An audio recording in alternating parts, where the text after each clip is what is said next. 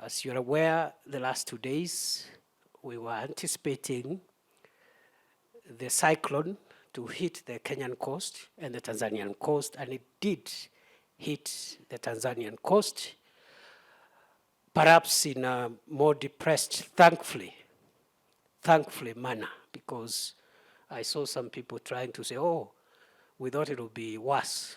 And I am wondering why we should pray that danger is actualized.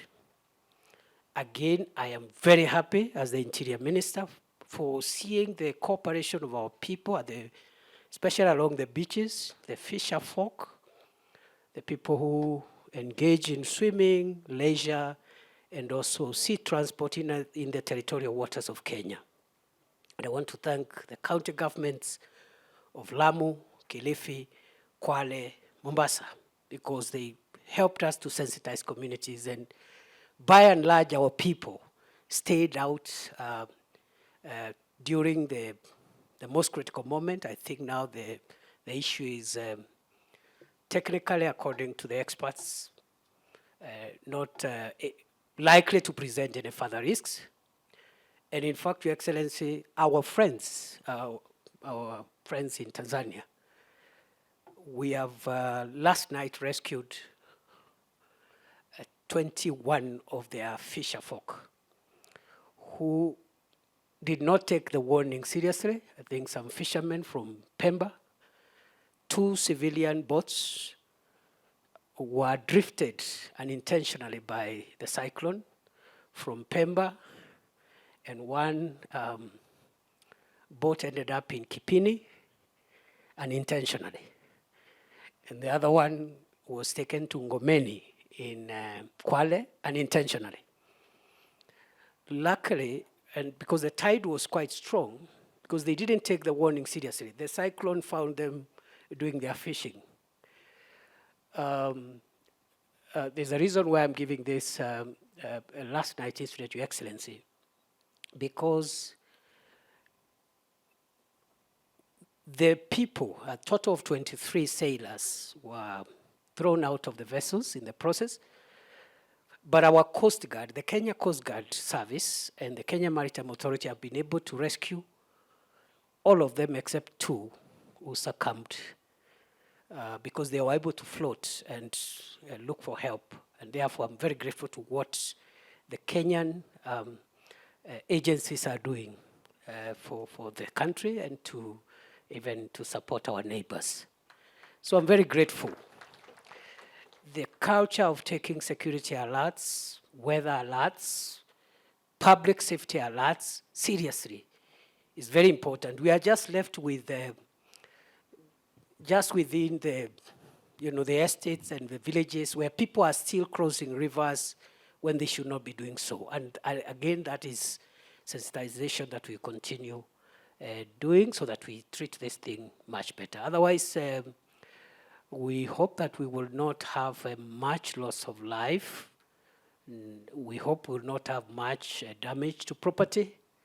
And the matter that is happening in Kijabe area, I think we are seized of that matter, and it's quite delicate, but we want to avoid a situation where we can have a repeat, because what happened in Mai Mahiu is already too heavy, and I can feel the weight that could be on the shoulders of my sister, the governor of Nakuru, and the other friends from that place.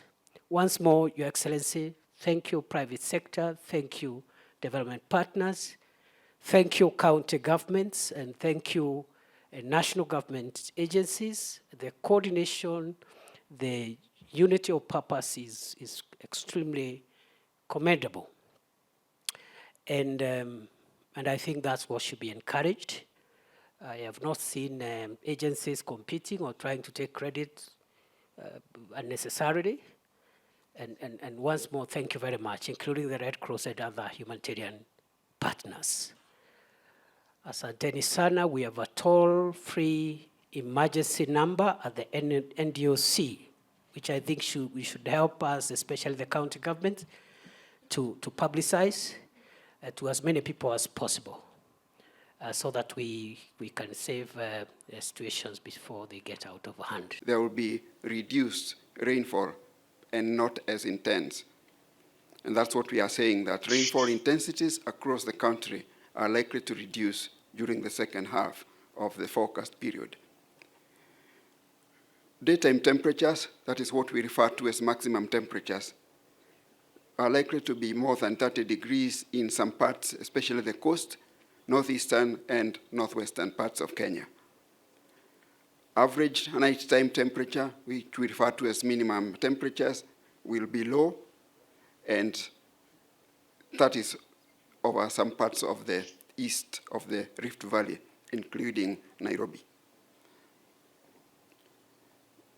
Going to the specific forecast, the region over the highlands west of the Rift Valley, where we have the counties of Kisii, Nyamira, since you can read for yourselves, it's those ones in the brackets.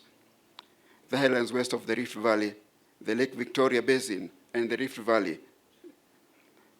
We expect morning rains over a few places during the first half of the forecast period. Afternoon and night showers are expected, and this will be over several places, almost a widespread situation during the first half of the forecast period.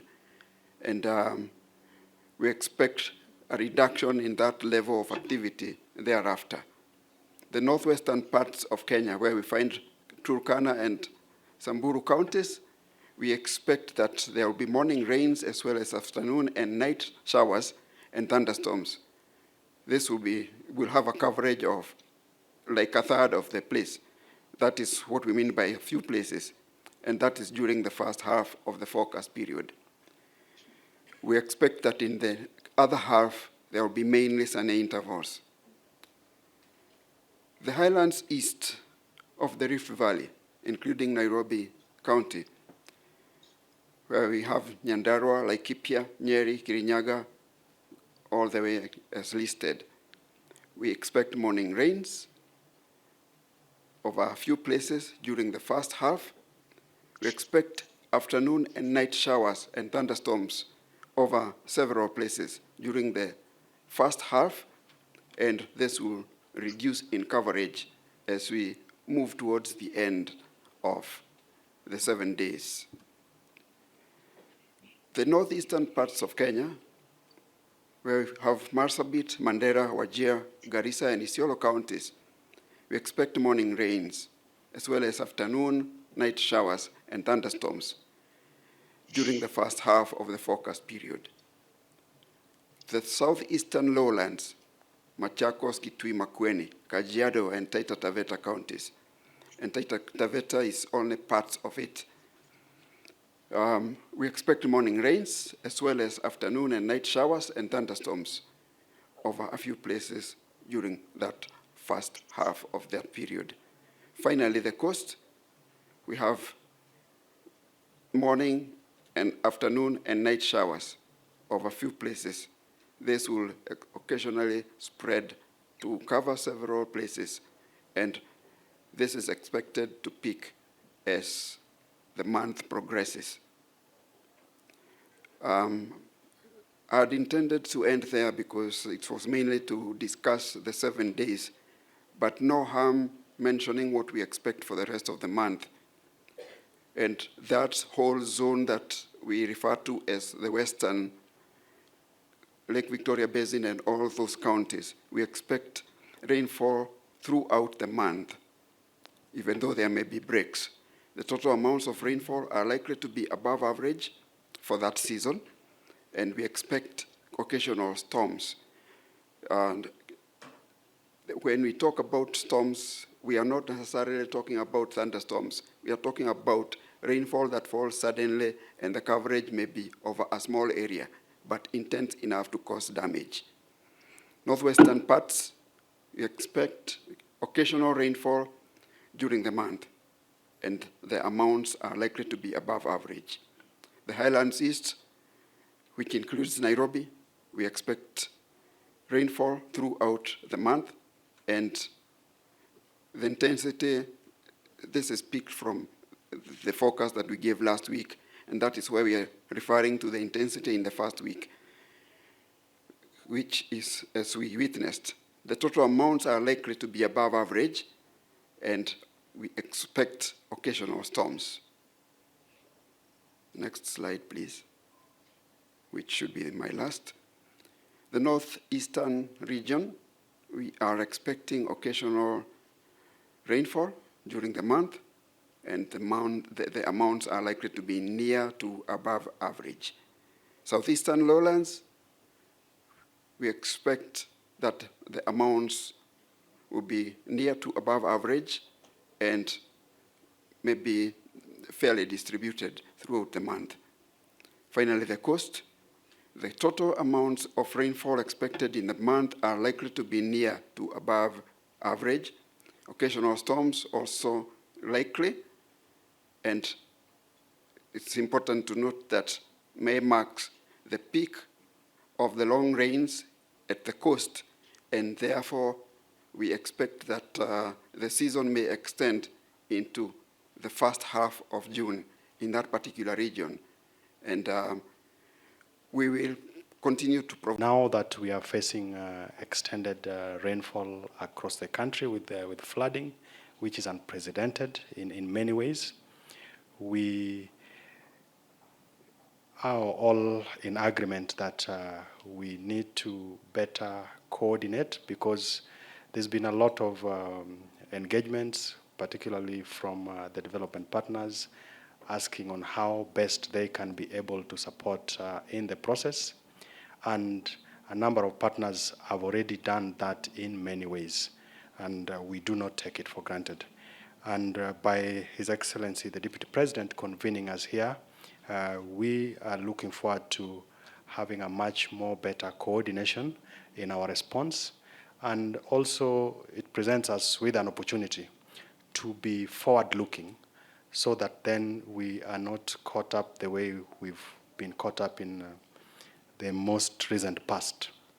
Something that then will be much more organic going forward. It is important also to sustain what we started, is because, as has been mentioned, this in another few months could turn into a drought situation. So we need to think much further forward. As in my capacity as the CEO of Safaricom, we also have two foundations, and we already, when this whole thing started, like many other corporates and foundations, we are already starting to get involved, and we've already started to learn a lot, working in particular with the Red Cross.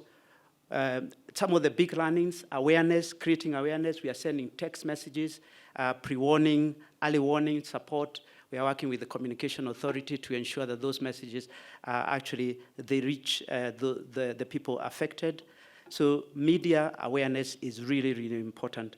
I think the support in terms of food and medical supplies and shelter has already been mentioned, but we also, because we have foundations, we've also seen that having mobile clinics can make a very, very, very big difference, given the impact that is having. And then also anticipating when schools open, that there will be a lot of issues with respect to the state of schools that, as was mentioned, I was seeing almost 2,000 schools, and schools have not opened. And you can imagine, especially the washrooms, is an area that we need to think through.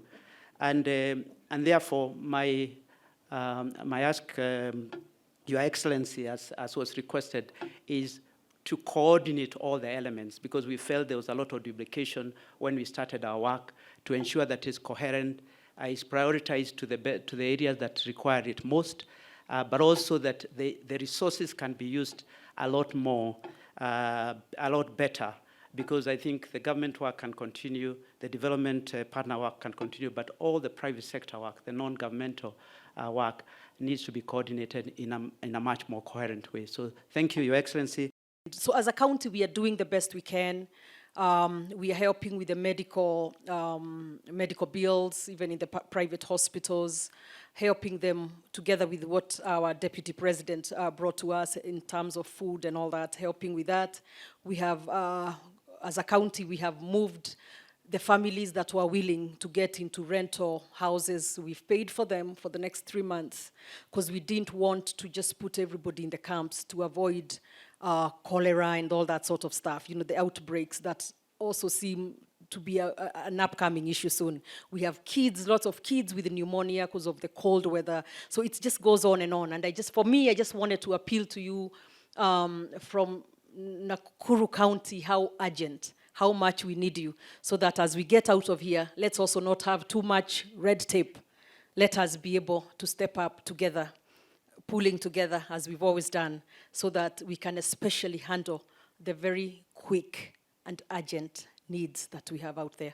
On behalf of the Secretary General and on my own behalf, and I'm sure on behalf of all of the partners in the room, our condolences to Kenya's government, her people, and particularly to the families of, as of today, 229 Kenyans who've lost their lives, but as we know, and as PS, my brother, has reminded us, quite a number more still missing, so we expect the death toll, very sadly, to rise. Sir, you brought us together in this tent back in September to talk about El Nino and to get ready. And I really want to thank you for that leadership back then. We were already very active as the 90 partners during the first phase of the flooding, back before the end of 2023, when we had nearly 600,000 people affected. And it's hard to believe that we're dealing with a second phase already with getting on for 300,000 people affected again. And as a number of speakers have reminded us, all of that building on 3 years of drought, and with every possibility that we may be back into drought later in this year.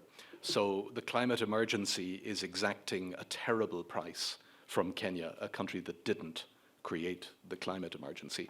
This graphic here, sir, shows you the 8 emergency hubs where all of us in this 90-strong response come together. And again, I think we've learned the lesson of history to be ready and prepared. And so these hubs, since the start of the crisis again in March, have already been responding. Yes.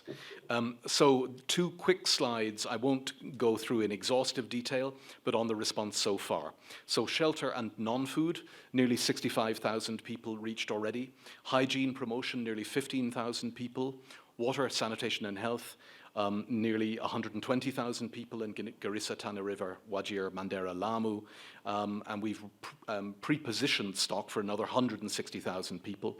And I think cholera has already been mentioned. We do know that there has been a small outbreak already in the northern part of the country, and we're very active in that space, and it's something that I will come back to. Cash transfers and food distribution, about 45,000 people reached, 4,200 cartons of ready-to-use therapeutic feeding for malnourished children in 9 counties.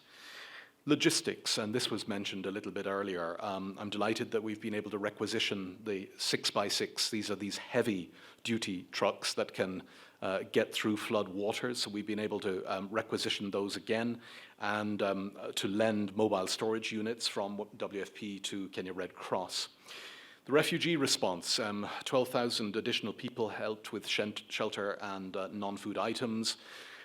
We're very, very worried about the inundation of the refugee camps, sir.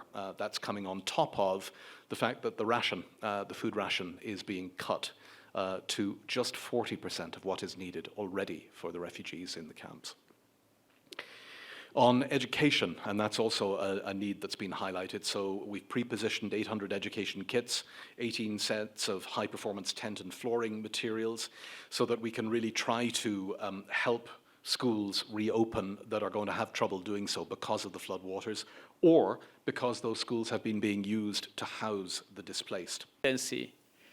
You're aware that the county's emergencies, kitties, are a drop in the ocean in the face of the monumental problems a number of our counties are going through. And as a result, we are literally unable to cope as counties with the problems at hand occasioned by the torrential rains. So we want to bring to your attention, to the attention of the country and the attention of the partners, that the situation is deteriorating very, very fast, and so these meetings come very, very handy. As already indicated by the technical teams, we have the figures of the people affected, and we want to say the numbers are increasing by the day. And we have the very big problem of infrastructure having been destroyed.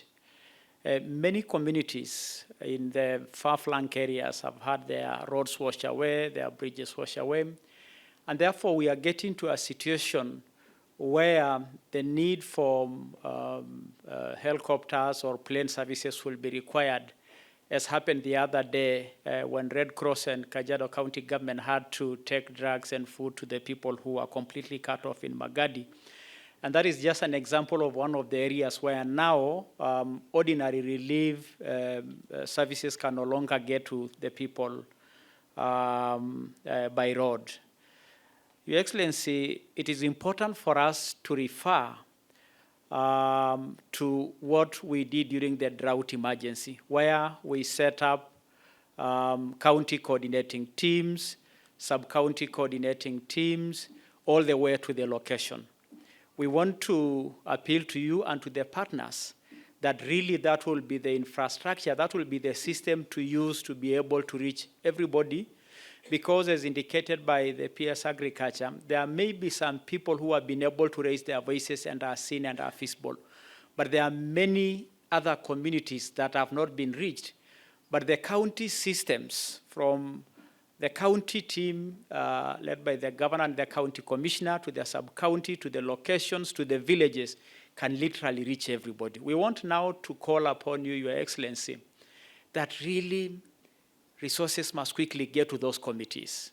Because unless the resources get to those committees, we will continue to have many, many underserved people who probably their voices are unable to get here. And therefore, ours as the Council of Governors is to say, we have gone out of our way, our small kitties have run out, the communities are crying to us, and therefore they are waiting for the outcome of this meeting, because we had told them, tunaenda kwa baba, you know, and that may sound a bit political, but really now the national government and our partners are the people we are looking as counties now to be able to serve the people. It is actually an exceptional situation to see the situation in Nairobi and the metropolitan areas. You know, these are areas in Kajiado, in Machakos, and Kiambu, of course, and the heart of the city, who are not ordinary, who have ordinarily not been having these situations, and who are the most affected. And yet that is where huge numbers are. There are very, very many people in the metropolitan areas that have now been displaced. But I want to reiterate that the destruction of the infrastructure is occasioning new problems where even relief food is not able to get to where the people are affected. And therefore, we have now to deal with that as we project the fact that a number of farms and foods that were in the chambers were washed away, and that is going to occasion bigger problems going forward. But we are sure you are convening us together today will address the immediate emergency, but also work a roadmap to mitigate